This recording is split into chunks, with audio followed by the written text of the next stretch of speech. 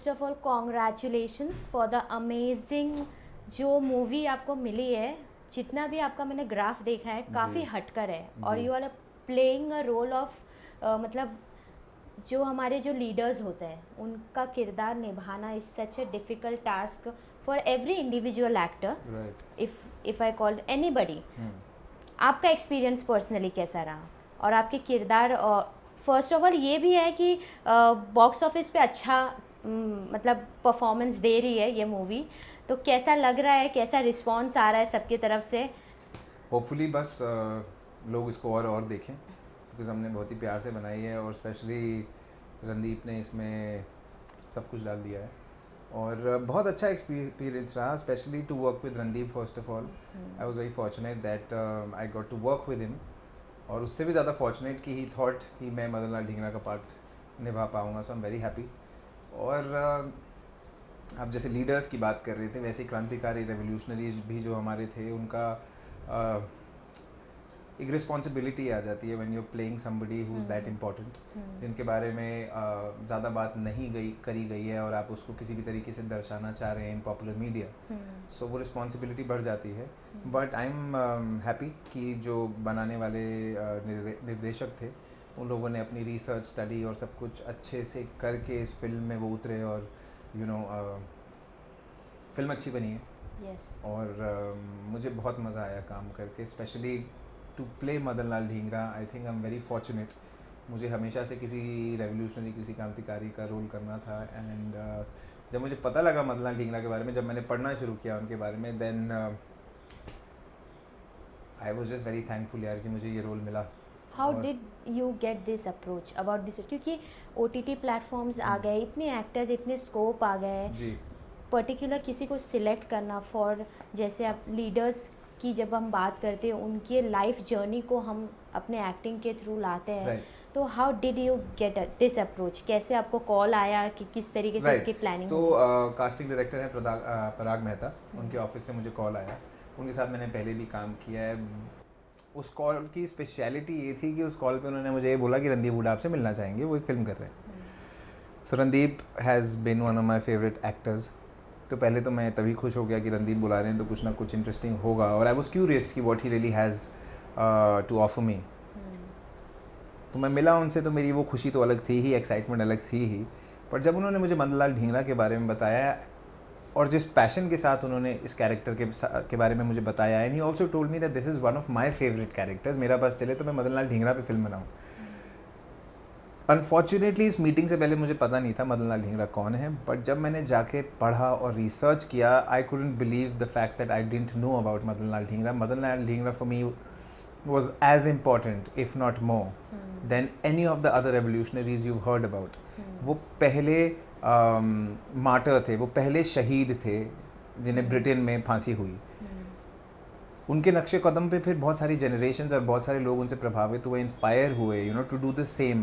Because उससे पहले अंग्रेज़ों से लड़ना, उनको मारना, ये सारी बात यूज्ड टू सीम इम्पॉसिबल कि ऐसा किया भी जा सकता है। बट उन्होंने एक ट्रेंड सेट किया, एटलीस्ट उन्होंने एक ही paved a way for people to follow, and people like Bhagat Singh were also influenced by somebody like Madan Lal Dhingra. So I was very I felt gratitude कि मुझे ये रोल आया है और मुझे उसकी रिस्पॉन्सिबिलिटी समझ आई, और रणदीप के साथ फिर क्लोजली काम करने में, वो कैरेक्टर को तराशने में और हर एक सीन को अच्छे से करने में बहुत मज़ा आया, और काफ़ी इंटेंस माहौल रहता था क्योंकि सारे सीन बहुत इंटेंस हैं, वो सिचुएशंस बहुत इंटेंस हैं। मदन लाल ढींगरा ने कर्जन वाइली को मारा था, उसके बाद उन्होंने एक स्पीच दी थी जो बहुत ही फेमस स्पीच हुई थी, मदन लाल ढींगरा और सावरकर की इक्वेशन कैसे इतनी पक्की हो गई थी। So all of these things were also covered in the film Savarkar के बारे में है, बट मदन लाल ढींगरा भी उनकी ज़िंदगी का एक बहुत इंपॉर्टेंट पार्ट रहे। जब ये इंडिया से लंदन गए थे, लंदन हाउस में रहे थे,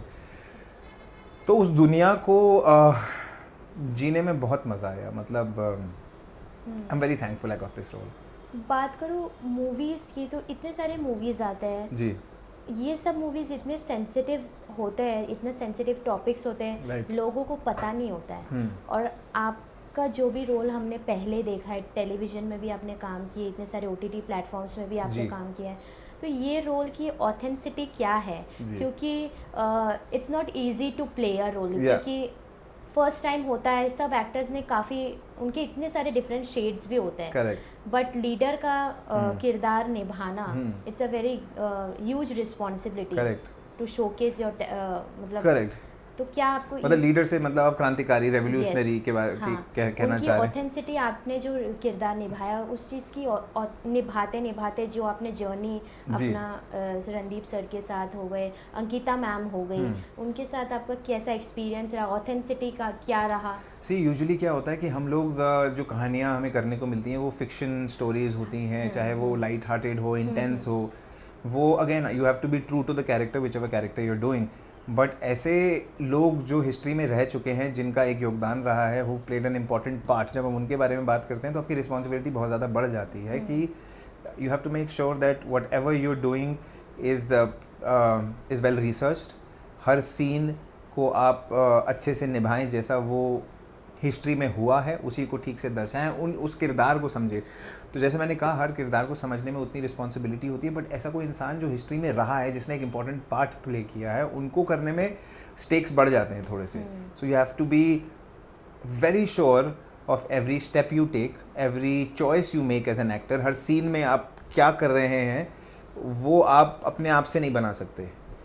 आपको जो हिस्ट्री में फैक्चुअली जो हुआ है, you have to stick by that and you know उसको बहुत ही ढंग से उसको दर्शाना पड़ता है। और Randeep, again I said it was amazing working with him also, because उन्होंने अपनी स्टडी, मैं तो 1 महीने पहले आया फिल्म पे साइन करने के बाद, 1 महीने में मेरी शूटिंग थी, बट वो 2-3 साल से इस फिल्म के साथ जी रहे थे। हर एपिसोड, हर कैरेक्टर को वो पढ़ चुके थे, रिसर्च कर चुके थे। So I was in very safe hands.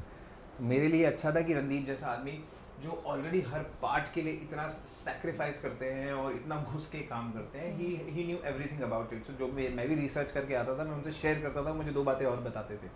सो साथ में तराशने में बहुत मज़ा आया, और he is very tough on himself. और उन्होंने मुझे यही बोला था कि I will be very tough on you also, because I am very tough on my self. But otherwise उनका बहुत फ्रेंडली नेचर है। वो सेट के बाद, शूट के बाद आके आराम से बिल्कुल चिल इन्वायरमेंट में हाथ रख के हंसी मजाक करते थे, क्योंकि सेट पे बहुत इंटेंस रहता था, सीरियस सिचुएशन रहती थी। कोई हंसी मजाक की इतनी, मुझे लोग पूछते हैं कुछ हंसी मजाक की बातें बताइए, तो सेट पे इतना हंसमुख माहौल नहीं था, क्योंकि काफ़ी अलग माहौल होता था उस समय, जब यू नो ये लोग 1907, 1905, 1909 की जहाँ हम बात कर रहे हैं, उस समय पे इन लोगों को बहुत चिंता थी देश के हालात की। तो एक टेंस माहौल रहता था। So I think again I feel very fortunate and I have gratitude that Randeep felt that I can do this part, और उन्होंने मुझे चूज किया। इसलिए मैं पूछ रही हूँ क्योंकि आजकल जिस तरीके की सीरीज़ आ रही है, मूवी आ रही है, जैसे जेनजीज, उनके जो कंटेंट होते हैं देखने के, यूट्यूब मतलब OTT प्लेटफॉर्म्स हो गए, मूवी हो गए, उनको एंटरटेनमेंट चाहिए, बट नॉलेज बेस्ड जो हमारे इंडिया में जो मूवी बनती है, उसका कितना इम्पोर्टेंस है? जैसे बहुत ज़्यादा इम्पोर्टेंट है। और उससे भी ज़्यादा आप कैसे उन्हें दर्शाएं। आई थिंक जेनजी और any sort of audience is open to something which is good. आजकल they are exposed to all sorts of genres, all sorts of stories, even experimental genres are so well received. So the point being, ये सिर्फ एक preachy patriotic film नहीं है, ये बहुत entertaining film है। मैंने ऐसे लोगों को अभी फिल्म देखते हुए देखा जो आपके और मेरी तरह है, जो अच्छी फिल्म नहीं होगी तो नहीं देखेंगे, और उन्हें बहुत मज़ा आया है। हिस्ट्री और फैक्ट तो चलो वो आपको मिल जाता है, but you really enjoy the pace, the characters, the language of the film, the music of the film, the acting of the film. So people are enjoying the film wholesomely, मतलब पूरी picture देखने मज़ा आ रहा है, entertain हो रहे हैं। सो हाँ, कहीं ना कहीं सरफेस पे उन्हें लग सकता है कि यार ये तो फिर वही देशभक्ति की बातें करने वाली फिल्म है, शायद इसमें इतना मज़ा नहीं आए। बट इसीलिए मैं चाहता हूँ कि ज़्यादा से ज़्यादा लोग थिएटर तक पहुँचे, बिकॉज जो भी देख रहा है उसको ये समझ आ रहा है कि ये फिल्म तो यार बहुत कूल है। अगर आज हम पीकी ब्लाइंडर्स देखते हैं, बाहर का शो, ये मतलब यहाँ का पीकी ब्लाइंडर्स है। वही मैं कह रही हूँ, जैसे जो प्रोसेस है देशभक्ति की भी अगर हम बात करें, प्रोसेस है जो उन्होंने अपने लाइफ में जो फेस किया, स्ट्रगल किया, तभी आज हम इतने फ्रीडम से घूम पाते हैं। तो व्हाट डू यू थिंक कि मतलब जो आज का यूथ है, उन्हें इस तरीके का, जैसे वीर सावरकर सर हैं, उनके बारे में हमने बस नाम सुना है, इतनी सारी चीज़ें मूवी के थ्रू आज जब हम देख रहे हैं तो पता चल रहा है, अच्छा ऐसा भी हुआ था। तो what do you think why it is important क्यों लोगों को जानना कि ऐसा हमारे देश में काफ़ी ऐसे ग्रेट लीडर्स हैं अपने Right. देश के लिए फाइट कर रहे हैं जी। और एक्टर्स को जज करते हैं कि आपने इस किरदार को कैसे मतलब निभाया, आपने तो पहले क्यों ये किरदार निभाया, क्यों हाँ। निभाया, पहले आपने ये किया था, आजकल का जो यूथ है काफ़ी अलग है. How you look See, actually, the thing is, a film like this is too politicized. लोग एक साइड लेते हैं, नहीं तो दूसरी साइड लेते हैं, विच इज़ फाइन. आपकी अपनी आइडियोलॉजी है, आपकी अपनी समझ है. आपको अगर लगता है कि ये साइड ऑफ पॉलिटिक्स या ये साइड ऑफ पॉलिटिक्स आपको ज़्यादा फेवर करती है, तो आप you free to choose whatever you want. But the point is, यही मुझे थोड़ा सा अनफॉर्चुनेट यही लगता है कि ऐसी स्टोरीज़ इसलिए देखना ज़रूरी है क्योंकि हमें थोड़ी देर के लिए पॉलिटिक्स साइड रखनी पड़ेगी और ये समझना पड़ेगा कि लोगों का कितना योगदान है. वो एक्चुअली में बात सही है कि 5-6 लोग मिलके आपको इंडिपेंडेंस नहीं दिला सकते थे. अभी भी बहुत सारे लोग, अगर आप काला पानी जाएंगे तो आप काला पानी में, मुझे आज ही कोई और जर्नलिस्ट बता रहे थे कि वो काला पानी जब गए और उन्होंने जब वहाँ नाम देखे लिखे हुए, उनके रोकने खड़े हो गए, वो रह नहीं पाए. इतनी ईरी फीलिंग आती है अगर आप काला पानी जाएं. तो ये सच में हुआ है. ये लोग हैं जिन्होंने सेक्रीफाइसेस दिए हैं, जिनके बलिदान हुए हैं. सो हमको एटलीस्ट, अगर हम उन्हें रिस्पेक्ट नहीं कर सकते, उन्हें एक्नॉलेज तो करना चाहिए. आप ये नहीं बोल सकते कि अरे ये तो पॉलिटिकल पार्टी की फिल्म है और ऐसा है. सो आई थिंक ये थोड़ा सा अनफॉर्चुनेट है बिकॉज मैंने देखा है रणदीप को फिल्म बनाते हुए. उन्होंने कितनी जी जान से बनाया, उन्होंने खुद पैसे तक लगाए, सब कुछ. मतलब खाना नहीं खाते थे वो सेट पे. He had lost so much weight. So I know the passion with which he is made. If you know, it's about an ideology. You might not believe in that ideology, but that person was also working for the freedom of the country. मतलब अगर मैं और आप अलग तरीके से सोचते हैं, बट हमारा उद्देश्य तो एक ही है. हमको वो इंडिपेंडेंस दिलाना है.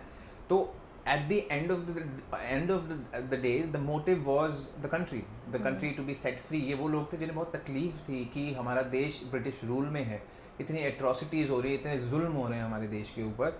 So these were people who were deeply moved by it. और मैं यही चाहता हूँ कि यूथ एटलीस्ट समझे कि आज जैसे आप बोल रहे थे कि इंडिपेंडेंस और इतना फ्री दुनिया में हम घूमते हैं, एटलीस्ट हमें पता तो लगे हम कहाँ थे. Madan Lal Dhingra died when he was 25, इन्हें फांसी हो गई थी. तो आप सोच भी नहीं सकते कि ये 22, 23, 24 साल के लोगों में कितना दुख था इनके अंदर कि देश की क्या हालत कर रहे हैं और हम इन्हें मारेंगे और मार के मर जाएंगे. Just to think that is so unbelievable कि इतने यंग उम्र में आप इतनी bravery, you have the audacity to think like that, you know.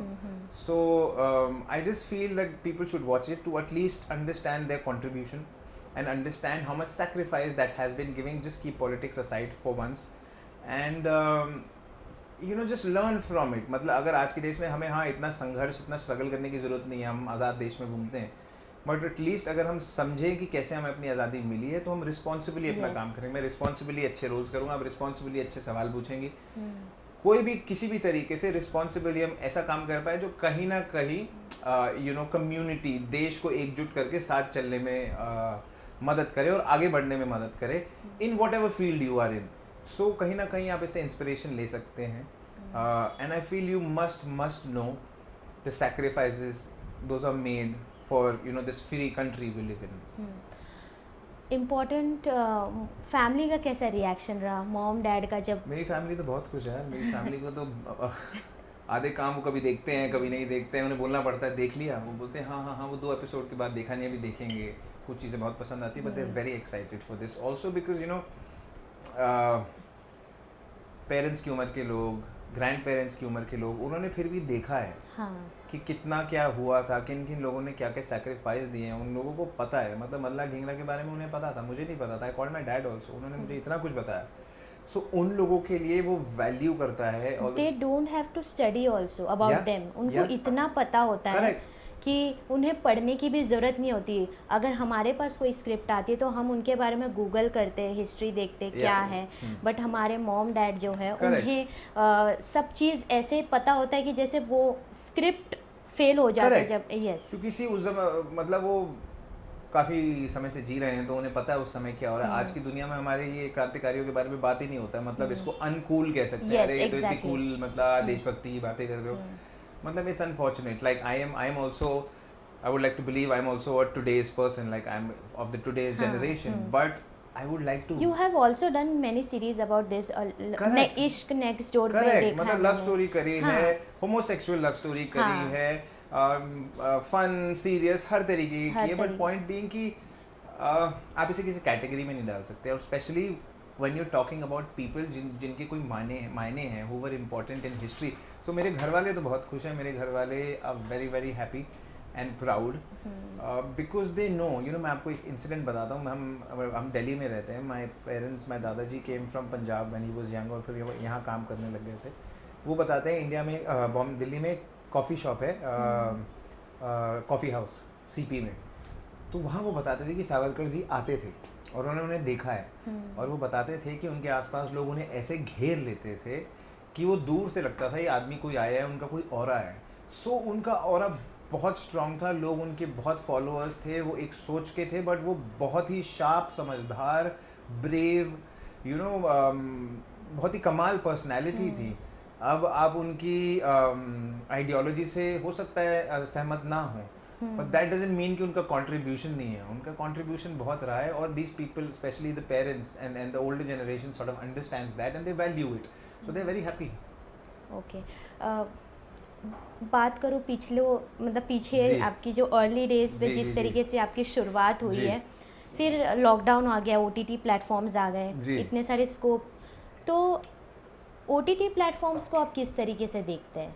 क्योंकि एक्टर्स का थिंकिंग OTT प्लेटफॉर्म्स में आने के बाद काफ़ी चेंज हो गया है. सबको एक लीड रोल चाहिए होता है कि जी. मैं लीड रोल करूँ जी. या, लेकिन कुछ लोग ऐसे भी बोलते हैं कि लीड होना इम्पोर्टेंट नहीं है, उसके जो पार्ट्स करेक्ट, जो सपोर्टिंग रोल है उनके बिना आप मूवी कैसे बना सकते हैं? Correct. See, OTT is bread and butter for everybody. OTT इतना काम लेके आया कि हम सब अलग अलग तरीके का काम कर पाए. मैं ही नहीं, बहुत सारे एक्टर्स जो कमाल एक्टर्स हैं जो बैठे ही थे वो काम कर रहे हैं. Technicians, directors, everybody is working. New stories, new genres you get to experiment with. पर सॉरी, क्या था आपका सेकंड पार्ट, क्वेश्चन का सेकंड पार्ट? ये OTT प्लेटफॉर्म्स में जो थिंकिंग चेंज हो गई. करेक्ट, मेन लीड वाली. See, of course, for an actor like me also, मैंने भी छोटे पार्ट्स पहले किए हैं और मैं एक जर्नी रही है. उसके बाद I mean if you have belief in yourself then you want to do a lead part, you want to headline a show. क्योंकि जब आप हेडलाइन करते हैं तो आप पे जिम्मेवारी बहुत आती है और आपको पूरा एक कैरेक्टर जीने का मौका मिलता है. तो हाँ, मतलब मेरी भी कहीं ना कहीं ये सोच रही है कि वेब शोज़ में मैं लीड पार्ट्स ही करता हूँ. बट हाँ, जब आपका एक्टर रणदीप हुडा हो और आपको एक अच्छा बहुत इंपॉर्टेंट पार्ट करने का मौका मिले तब आप वो छोड़ते नहीं. रणदीप सर के बारे में तो बिना पूछे ही आपने इतनी चीज़ें बता दी. अगर उनको एक वर्ड में आप प्रेजेंट करेंगे तो क्या वो वर्ड होगा? Beautiful madness. वो बहुत अच्छे इंसान है. लोगों को लगता है कि बहुत यार ये तो स्ट्रिक्ट होंगे, जो कि वो है, और बहुत खड़ूस होंगे. वैसा नहीं है. वो इतने पैशनेट हैं कि if an artist wants to really do something and push boundaries, then he is one person you need to learn from. He is literally written, directed, produced. मैंने देखा है कितनी जान उनकी लगती थी. वो दिन में सिर्फ एक अंडा और एक चीला खाते थे सुबह और पूरा दिन कुछ नहीं खाते थे. और उसके बाद इतनी बड़ी फिल्म, इतने बड़े बड़े सीन, इतनी बड़ी बड़ी एक्स्ट्राज, बड़ी बड़ी location, all of that he was doing it himself. And he is obsessive with his work. तो उनके साथ काम करने में बहुत मज़ा आया और वो बड़े भाई की तरह अभी ट्रीट करते हैं फिल्म के बाद भी. और ही इज़ वेरी सपोर्टिव और उन्होंने आगे किया है मुझे बहुत जगहों पे. इवन मेरे रोल को भी अगर आपने देखा हो, मेरा एक शॉट नहीं कटा है फिल्म में से. इनफैक्ट उन्होंने बहुत हीरोइक बनाया है मदनलाल ढींगरा को. So I am very happy and fortunate. He is an amazing actor that we all know and I think he is an amazing human being also.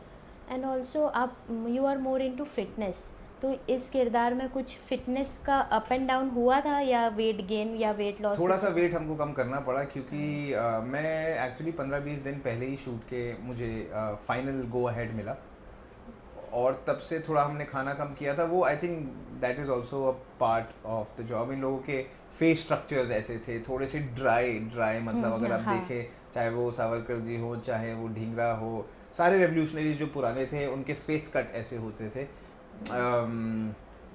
जिसको अचीव हम करना चाहते थे. मतलब ऑफ कोर्स एक फिजिकलिटी रिजेम्बलेंस कहीं ना कहीं उन्हें भी लगी होगी.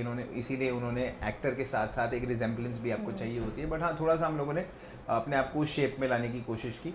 और क्योंकि हम डाइट और खाने से एक्सपेरिमेंट करते रहते हैं तो वो इतना मुश्किल पार्ट नहीं था. मतलब मैंने तो कुछ महीने भर के लिए वो डाइट उतनी ऑल्टर की. रणदीप तो 3 साल तक वैसा, 2 साल तक वैसा ही खा रहे थे. बट आई थिंक वो था, बट माइन्यूट था. थोड़ा सा शेप में आने के लिए हमने थोड़ा सा कैलोरी इनटेक कम किया. एनी एडवाइस टू दोस्त जो न्यू कमर्स है, जी जिनका थॉट प्रोसेस चेंज हो, हाँ सक्सेस है, नेगेटिव चीज़ इतनी है, करेक्ट पॉजिटिव भी है, बट Correct. उसको हैंडल कैसा किया जाए? सी आई थिंक यही पिक्चर से ही थोड़ी सी इंस्पिरेशन अगर ले लें कि हालात तो मुश्किल होंगे ही, मतलब नोबडी ओज यू एनीथिंग, मतलब कोई बाहर वाला को आपका कोई कर्ज नहीं देना है कि वो आपको बाहर जाके काम देगा या आपको रिस्पेक्ट देगा. You have to earn it yourself, and if you really want to do something, आप सारा शोर शराबा को कट आउट कीजिए and work on yourself and focus on what you really want to do, and that should be a goal. जैसे वो बोलते हैं ना, अर्जुन को सिर्फ आंख नज़र आती है, वो एक्चुअली किसी रीज़न के लिए बोला जाता है, because if you focused in what you want to do, you will invariably get there also, and there's always so much work you can put in yourself. मतलब कभी ऐसा कभी भी नहीं होगा कि मैं अब तैयार हूँ. आप और काम कर सकते हैं. मैं सच बता रहा हूँ, इवन रणदीप के कैलिबर का एक्टर काम करता था. जब शूट नहीं होती थी वो सावरकर की तरह पोएम्स लिखते थे. So there so much work you can do, and one thing I would like to add to that is, if you really believe you want to do something, then you should do it with all the passion.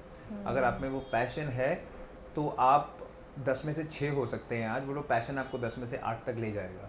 So you have to have that hunger and you have to put in that word that work, और फिर sky is the limit. Yes. After this किस किरदार में नज़र आएंगे? कुछ projects है, बातचीत चल रही है, जी कुछ जी आगे जी है? एक वेब सीरीज़ ऑलरेडी शूट हुई है, वो आई थिंक आनी चाहिए मई के आसपास, और बाकी एक और प्रोजेक्ट में अभी शूटिंग करना शुरू करूँगा. अब दोनों के बारे में डिटेल्स मैं आपको नहीं बता सकता, बट हाँ आने वाले वेब शोज़ आने वाले. Message to fans and audience about this movie, और योर मतलब फैंस भी ईगरली वेट करते हैं जी. जब एक्टर्स का कुछ नया आता है. जी. I would request people, and especially the younger lot, to go out and watch this film and see it for yourself. See what you feel. It's a film made by a great team. May that be the cinematographer, director, costume, makeup, everything. And I feel you will enjoy. And you must know about the facts, what have happened. You can go back and research and see, and you will realize that factually it's pretty on point. और आपको इससे inspiration मिलेगी. And also if you follow my work, you will see me in a different light, and yeah there something cool I am doing. So yeah, for the respect of Madanlal Dhingra, please go watch it. Thank you so much. Thank you so much. Thank you so much.